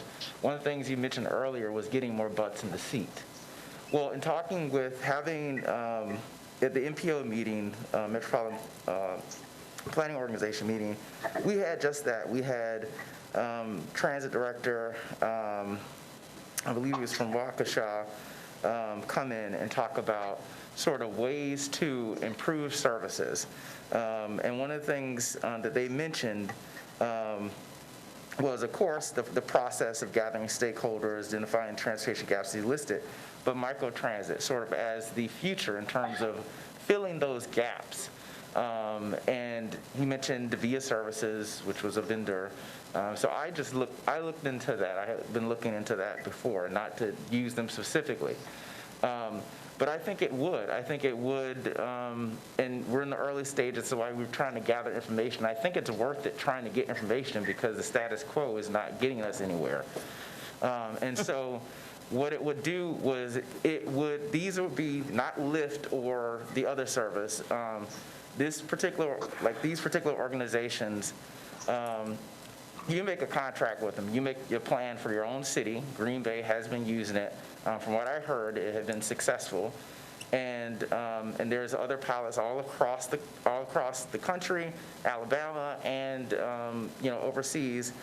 You make a contract with them towards the city. You can do a hybrid system which would probably be preferable to us to keep our bus service where it works, and where it doesn't, you can have this system where it is apps, it has the maps, they can just pay on the app whether they're using the regular bus or whether they're using the microtransit to pick them up. It can extend out to places where the bus can't go. It could extend out on weekends to Rib Mountain or to these other places. I think it's worth checking out. Both myself and the mayor president had talked about it, and so did Greg. At the time, I did ask Greg whether or not it was something that he thought was worth looking into, that he thought could possibly work. He said yes at that time, but that he thought, which was reasonable and responsible, that we should get a consultant to kind of look into this first so that we have a full picture. Also, we didn't want to move too fast because we do want to get stakeholders involved in this process. So it's going to be a long process. It's not going to be something tomorrow that we're pushing. But I think we have to do steps in order to be creative and look into what other places are doing that has been successful. If we want to get more people in the seats, if we want to, because right now we're on that cycle where we're continuing to cut rides, right? Continue to cut service, which then continues to cut riders. And then it just continues this cycle. So if we want to do better for our constituents, we have to look at other solutions or other ways. And this is one thing, like you said, it's not something that's completely new, but the way in which it has been used, of course, with technology and moving forward is new. And it would be new to us. And it could fill in a lot of the gaps that we have and be cost effective as well. So I would advocate for having a consultant just so we can get information, move forward as we had discussed. We're looking at it on the other end and trying to get other people involved. Because if you want to get business stakeholders involved, you have to have something to present. You have to have vision. And so I think we have to move forward with that in mind. That's my take. Yeah, I'm intrigued with the idea of being able to run somebody out to the business park to a job and be able to perhaps pick them up at 9 p.m. when they're done with their shift or something. And I don't know what the possibilities are, but I guess that does speak in favor of the idea of getting a consultant, to kind of find out what the realm of possibility is. Part of me is kind of not terribly optimistic because it's one of those things that if it was going to work, private enterprise probably would have already had something going along those lines, and so that hasn't happened. But I think it would be advantageous for us to look into it, learn more about it, and I guess if Greg could maybe seek out a consultant that could inform all of us, I think it'd be a good thing. I have to say that I understand, I read Greg's, the blogs, and I understand that, of the push-pull of funding, things like that. But in my other job, I work for DVR, and what do is look for transportation. When I meet with a consumer or client, the first thing I said, What is your transportation? They are people with disabilities. It is a bus. I then have to figure out, can I find them a job in the bus line that will hit on the times of the bus? And if not, then I have to look at, okay, cab rides. Well, that sucks up half their salary. It is so frustrating, and it is the top part of my whole job is trying to find somebody to transfer people, and I know a lot of bus drivers, bus riders, excuse me, they want to go out to Walmart. They want to go there. I understand that we don't have the capacity and we don't have the relationships right now with those communities, but what I'm hoping is that maybe microtransit isn't where we land, but it's where we start. We start somewhere, and maybe we can, and I do agree that maybe we get a private-public partnership somewhere down the road. We don't have people, it's crazy to me that we don't have employers more into this, but there are things that a lot of people don't know about. It's the CRC, those Wheels to Work kind of programs that are working on this. So I'm going to be for this because I'm thinking, I don't know how much a consultant will be, but they could find something, maybe find a pathway that may not end up as microtransit, but maybe find a pathway somewhere else that's more palatable to this community. And we haven't found that yet by just talking amongst ourselves. So I think we need to bring in bigger and new ideas, and like I said, we may not land at microtransit or something quickly, but I agree that we may just engage in problem solving. I think we bring in some of the private sector as well, and in this process, and we may help all of our community, live better, fuller lives. I mean, how do I tell somebody they can't go buy a shirt, because you ride a bus? It's sad. I do want to also say that I had a talk with the mayor today, and she is at another meeting that she had to go to, but she wanted me to express that she is in favor of going ahead with this as well. Thank you. I think, I guess I'd like a little feedback from Greg, but I'm pretty sure it'd be premature to ask somebody to design a system for us. But if Greg could find somebody who could give us an overview of the potential, they don't need to tell us how many vehicles we'd need and what our hours should be, but kind of an overview of what's happening in similar-sized communities and what the potential is. I think that'd be great. And then if it sounds interesting, we can go further into it and, maybe do a chapter 2 exploration of it. Actually, I have a overview. I mean, we don't have to use, like I said, via services. But they gave us an overview of similar communities, other communities right now that picked it up during the pandemic, that actually increased ridership during the pandemic. So we do have an overview and a Wausau specific plan that they made. Again, we don't have to go with them, and we should explore other vendors to keep up, but I actually have those facts. To what degree could that be presented at a future meeting? I could email those to the chairman, and if she wants to disseminate those. I don't know in terms of the rules, because it is a vendor and we don't want to land on one particular vendor, but in terms of pulling out maybe some facts, that either you talk about or maybe pull them out in some way. Yeah. Greg, any thoughts? This is Kathy. I have a question. Was this meeting that you guys went to, was that recorded anywhere? No, it was just informal. I just thought about possibly doing something, so I just invited, so it wasn't anything formal, just to see whether or not this was worth bringing to to the city council No, or I'm just MPO. wondering if there's something we can refer back to and listen to so we're a little educated when we come to the next meeting. Well, Sometimes workshops are recorded. Yeah, well, like I said, I can provide what that particular person gave me, but I think that's the whole point of the consultant process, so that we can get different facts and figures from multiple places, see what works actually for here, because I'm using that only as a frame of reference, but we would want to see what actually definitely works for Wausau here, if that works, or as the chairman said, as a starting point to maybe something else. So I don't want to get so locked on that one, but I do, to the extent that I can provide any information. Maybe a good starting point is this livable, our age-friendly community meetings that they're having. That's part of the issue is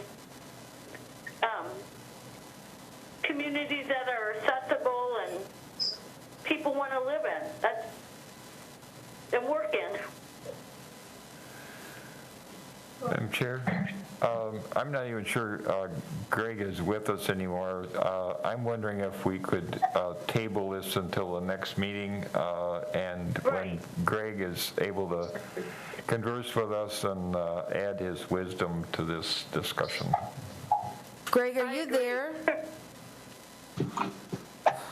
Oh, this is just... I'm here. Okay, great. Greg, did you look into, like, how much this, consultancy, would cost? Well, yes and no. The problem is scope. You need to provide the consultant with a scope of what you're looking for, and that's my question to you, which is why I wanted to have this discussion, a further discussion on this. What exactly is it that you're looking for? Generally, you go to a consultant and say, okay, here's the problem. We'd like your help in finding a solution. In our case, it would be, we identify a demand, a gap. And so what is the gap that we're looking for this consultant to address? Is it night service? Is it weekend service? Is it service to the industrial park? Is it service to all points in the urban area? What is it? And that's where I'm stuck with engaging a consultant. What is it we are looking for? I understand that microtransit is a hot topic right now.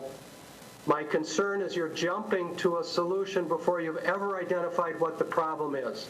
You need to decide what it is, what is the scope here, and then we ask a consultant to help us get our arms around it. And I don't think we've done that. I agree. Well, Greg, I mean, we want to improve services for people, and I think what you said, it's all of the above. I mean, I know that, I don't know if limiting scope when we have, with the gaps that we have, city limits, Monday through Friday, 6 to 6, with those kind of gaps and part of the city, not everybody in the city is on a route or an attainable route. I guess my question to you is that if we do a limited scope, we may miss what we may want to see from something else. I mean, I get what you're saying, but I just think this is a way to start a conversation about about our service area and other possibilities instead of, I think your fit on this consultant will find an answer. I think the consultant will give us different pathways to different answers and different problems that are here. Well, that is my hope, is that if we engage a consultant, he will help us find solutions. And we're not going to start with what you perceive to be the solution. That's my point. Right. But yeah. I mean, I don't see it need to end at microtransit. I mean, I think we're getting I think it needs to be, a consultant, but that needs to be part of the conversation, correct? Correct. Okay. If you're asking for the consultant to take a look at the gaps in the Wausau area as we defined them, and have him articulate what possible solutions might be and provide cost estimates that we can do. I see Supervisor Harris' head going up and down. I mean, I'm going to bring you in since you were in the beginning conversation. Is that your vision that I'm interpreting or not? Yes, because the whole point of it is that we've sat sort of in the same place for how long and not had any real solutions that we can cling to. Right.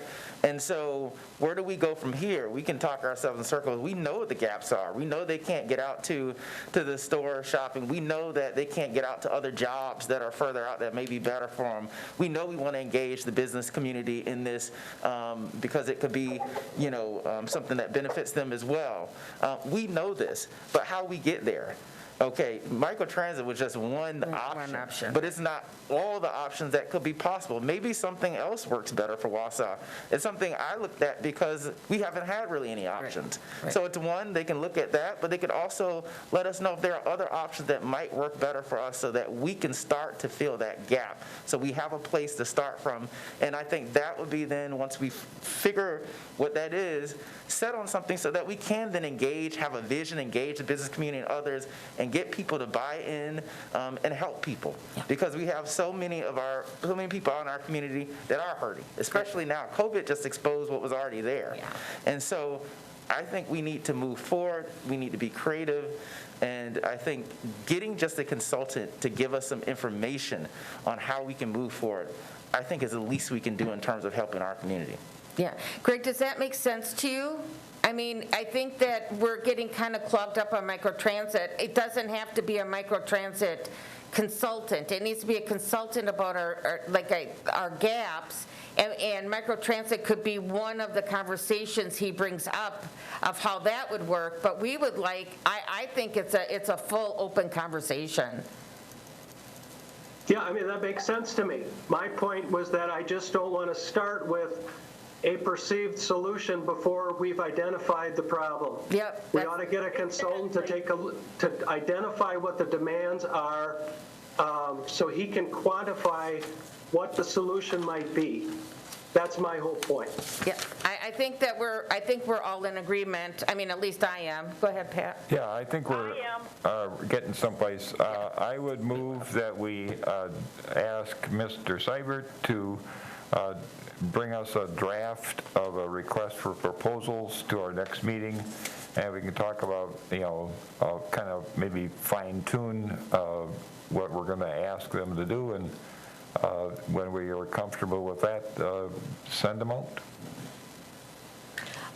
This is Deb Ryan. I was just going to say that I know that we're probably not talking about microtransit when you're looking at medical appointments and the different providers that are able to do that for Medicare or Medicaid people. But there are some senior housing places like Forest Park Apartments and I believe Sturgeon Eddy that have had their own mini bus where they have a certain day where they allow their residents to go shopping at a certain route, and they're keeping track of them as such and when they're picking them up. But I do think that you want to try to get the medical off the table because it's so large and there's so many other providers that it's probably going to be overwhelming, and we could limit the scope so to ignore a lot of that type of thing. But that there does seem to be a lot of need for getting to other places that are not on the bus route, and especially for people with disabilities or seniors that may feel uncomfortable going into, other medical appointment cars with people they don't know and not knowing when they're going to show up, and, quite often 2-hour delays before you're actually picked up. Thank you. So we have a motion to go ahead with this search for a consultant. Do we have a second? Second. Thank you. Thank you. We have a second. Any more Just to discussion? clarify, the motion is to have Mr. Seibert bring a draft of a request for proposals to our next meeting for discussion and possible fine tuning. So, but you, I mean, a request for a proposal for the consultant, correct? Yeah. Okay, okay. Yeah. Because I think there, he has indicated that, there are kind of things that we want to ask for or not ask for, so let's take a look at that and make sure we're all in agreement and let it rip. Yeah, does that sound good? Yeah, okay, all in favor, say aye. Aye. Aye. And that passes unanimously. Thank you. Thank you, Greg. And we're down to the Google Transit, the Transit Director's Report. I'm getting punchy. Okay, so I've hired a firm to take all of our system information and write it into a format called General Transit Feed Specification, GTFS. That is the format that is used by Google Maps. And so if you've ever been in Google Maps and you see the little transit bus in there and you can click on it in any city, and you can see the transit options that are available. Well, we don't have that option because we've never taken our information and provided it in that format. We've had several attempts at this, working with Marathon County Planning with a summer intern, and most recently through our own IT department, and each time that has stalled. We've been trying to do this for about 6 years now. So what I finally asked IT to do is engage a consultant who puts this information together, works with Google, and gets you up and running. And so what does that get for us? It gets us on Google Maps. So as I said, anybody in the world can look in Google Maps and see where our buses go and plan a trip. And we would get a trip planner function on our website. So essentially, we'd have direct access to Google Maps from our website. So it's a very simple trip planner. It's not real-time information. It's just if you're thinking of going from point A to point B, this will tell you, how you do that. So the total cost of that project is $5,000. I expect in the next 8 to 10 weeks, we should be up and live on Google Maps. Any questions? The I think second it's a good idea. Yeah, regardless of whether we pursue another provider or not, or another technology or not, being in Google Maps is important, and the GTFS feed that we purchase through this can then be used by other platforms.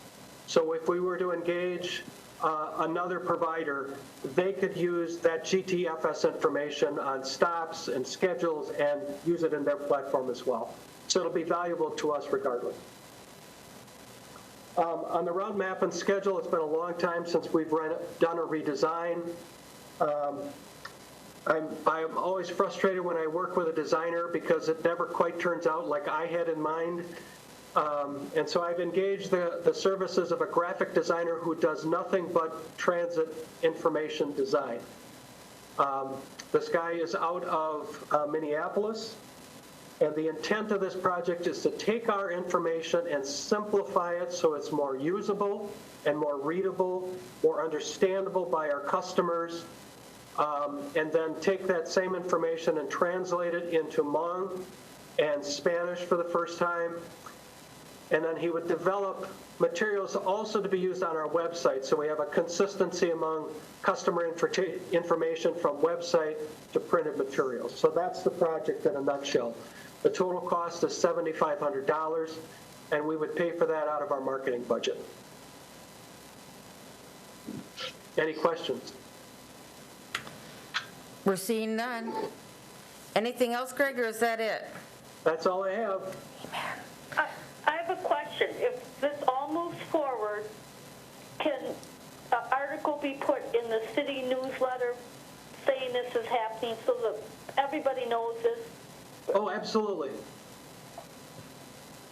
Absolutely. We'll certainly have a big announcement on the Google Trip Planner for sure. Okay. I think it's a good idea. And plus if we're going down the road with other things, we need to be out there. Even though I'm not real tech savvy, I think it's the right move. Well, it's my intention to hit the ground running when, COVID is over and, we want to rebuild ridership. This gives us a couple tools so we can hit the ground running. Okay, thank you. All right, then I'll take a motion to adjourn. I make a motion to adjourn the meeting. Thank you. And we have a second. All in favor, say aye. Aye. And we are adjourned. Thank you, Aye. everyone, for sticking with us this long. Thank you. Bye-bye.